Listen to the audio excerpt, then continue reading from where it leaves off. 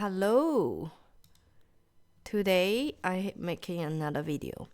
So tomorrow I will be turning 31. So when I was 29 and turning to 30, I honestly didn't give much thoughts. I don't really feel, anxious about it. I feel like everything is actually staying the same because I think it's not about the numbers, it's about the life stage that you are in. I think when I was 29, I already thinking like, yeah, 30 will be more or less similar. And it was, so I don't really feel a difference. Maybe if you asked me a couple years ago, then I would, you know, thinking about what I would be like when I'm turning 30. Mm, so, yeah, I was thinking a little bit about where I am right now, and I honestly think that I am the happiest I've ever been. Mostly because I have much more freedom.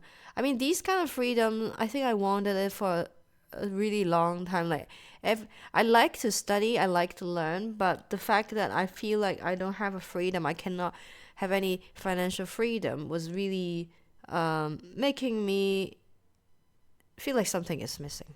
It's like I just cannot be myself. I cannot make decisions on my own. I feel like I constantly need to fulfill some obligation, you know. And I feel like the moment when I have my own job, I can pay my own bills and knowing that I don't need to rely on anyone, then I started to realize that there are lots of things that I wouldn't put myself through just to, make myself feel worse. Um, so I definitely over time learned to be free from drama. I think I have always been in some sort of drama. It's not because of, I mean, because of others as well, but not like exactly like other people's fault. It's more like myself because I didn't know my own behavior is contributing to all these things. So if I really want to, I could just remove myself from that. You know, it's not that easy because but the time that I realize is problematic is already involved. You know, your emotions, your time, your energy, anything. So right now, I think I'm doing better to um not allow those things to consume myself. And I remember when I was 28, I told my friend that, oh my god, I don't know when I'm gonna able to live alone. Like I wanna live alone by 30, and it actually happened.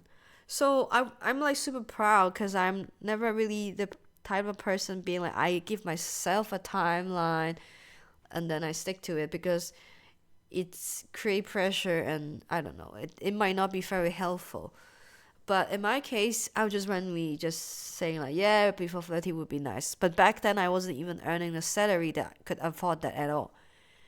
And I remember my friend was actually saying like, yeah, just give it some time, it will happen, a year, 2 years, a lot of things can happen. And ironically, probably not ironically, but coincidence is that she was also the friend that moving, and then that's how I got the flat. So I would say I actually need to thank her for that. And it's amazing living alone. Basically, allow myself to just be myself at all times. Because when I was living in a Vigi, I mean, my kind of Vigi the past many, many years was not a real kind of Vigi or share flats, because it was with the landlord and their family. So it almost feels like you are living with the host family. You don't really have that kind of freedom. But I'm also kind of used to not have that kind of freedom. So financially, it's super good for me. So I adapted and get used to it. But now that I'm living alone, I realize that there's so many things I could do. I could finally learn instruments or singing and all these things that I would never dare doing in the past.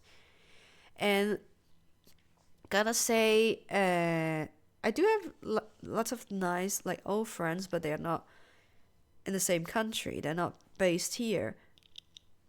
And for the many years when I'm in Germany, I was kind of isolated, but I didn't even think that I was isolated. I don't feel like I'm like lonely or anything, but the symptoms was just I'm chronically online. And then until I realized that, oh wait, this is weird. And then that is when I started, okay, wait, I'm gonna spend a whole year trying to make friends. And I literally spent a whole year intensively. I'm like, intensively means day and night the same day meet different people. It could be like one day I meet like three different people or groups or whatever. And how did I do that? Mostly I was using an app to meet up with friends, not friends, sorry, like people to do stuff. And I'm a little bit more extroverted back than I feel like, so that's why I could do that without feeling like drained. And I was surprised that I was also like super, I was just young, so I could do that. Like in the day, I go really early and do paddleboarding with a group. Afternoon, just chat. And then evening, I meet another friend to do photography or whatever. And now that I think about it, it was already 3 years or even 4 years ago. I don't know. And I think those people, I think maybe three of them, I'm still in contact. I'm I'm I don't know if I'm having an allergy or if I'm having a spring flu, but I'm definitely suffering right now, and my nose looks really wet and weird. But yeah, so solid friendships. And my age, pretty good. Because usually they always say when you get older, your circles shrink. I guess it's true, but also it depends if you're willing to meet new people. And then relationship wise, I'm in a loving relationship. I'm really happy, and I think it was very funny because the other day my boyfriend was saying, "Oh, I find it very weird that you're telling me that I'm doing something I think very normal," which was actually I puke.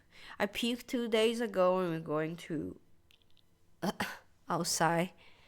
It was really embarrassing. I can't believe that at my age and I have something, because the last time was like many years ago, and I remember my last two like ex-boyfriends. I had a similar situation with them, and they were actually pissed at me because I mean I guess they just pissed at me because that, oh, at your age you should already know your limits.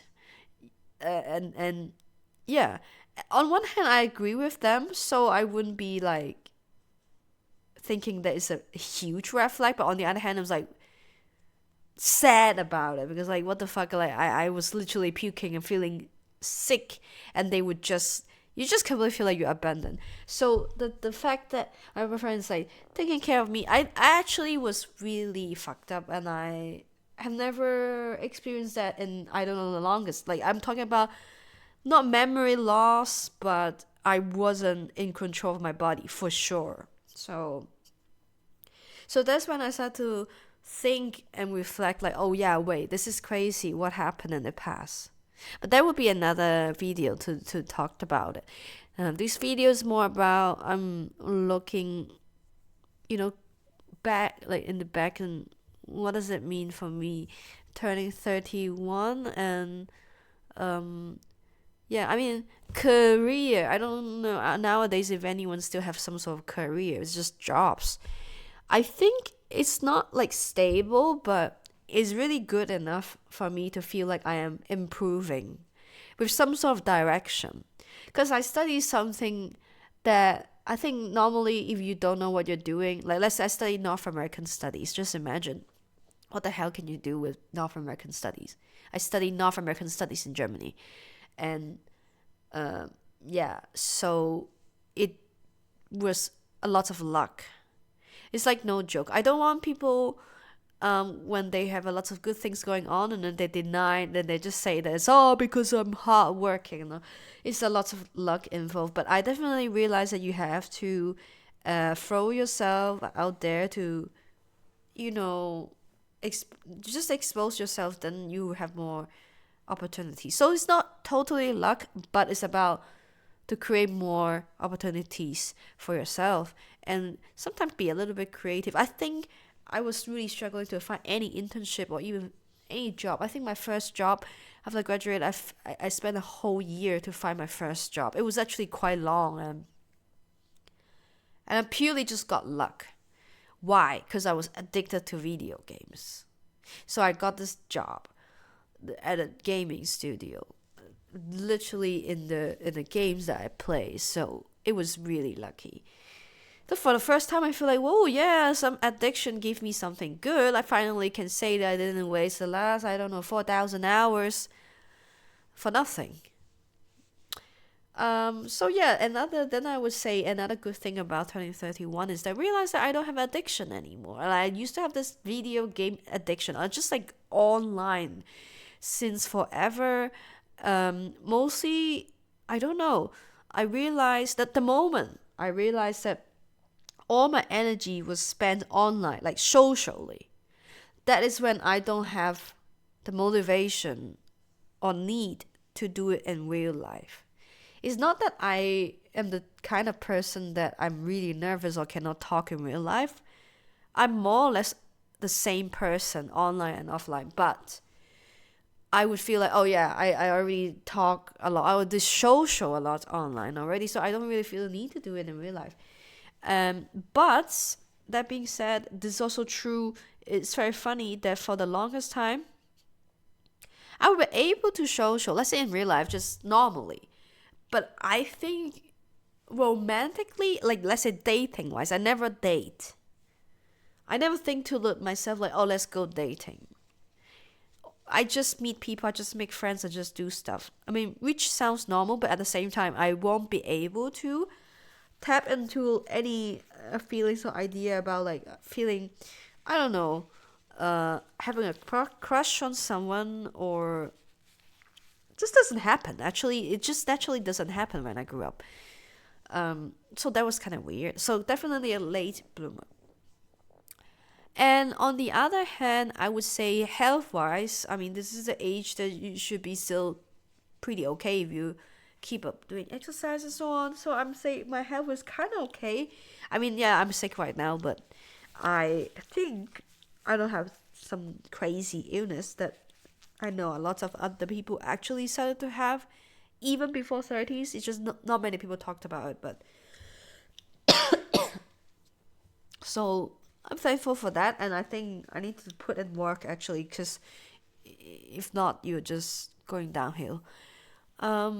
So pretty much this is like the summary. I think um, I'm in a really good spot in my life that it doesn't mean that I'm constantly always happy. There are still days that I don't know what the fuck is going on. I'm just feeling really down and don't know what am I doing.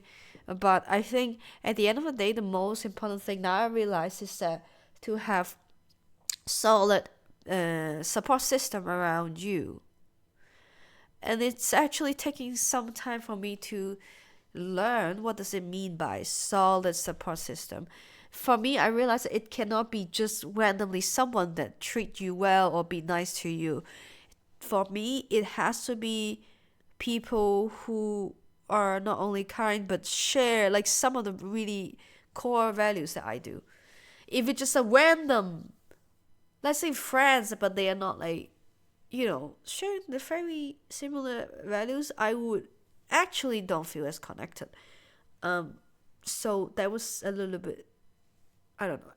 I think sometimes it's too much because I know many people would tell me, or they can actually do that. Like yeah, there are all kinds of friendships, and you don't need to. You don't have to always be, that level with everyone or every friend. I mean, I understand that, but at the same time, I feel like I don't know. It's always in the back of my mind. So, anyways, I'm going to have a little celebration tomorrow. Hope the weather is okay. I hope I'm not dying tomorrow. I'm gonna try to rest. I still have to bake cookies. I still have to make some noodles. Yeah. Then that's all. see you. I hope tomorrow I can make another video. But if not, then I see you the day after tomorrow. Make a thumbnails. Bye.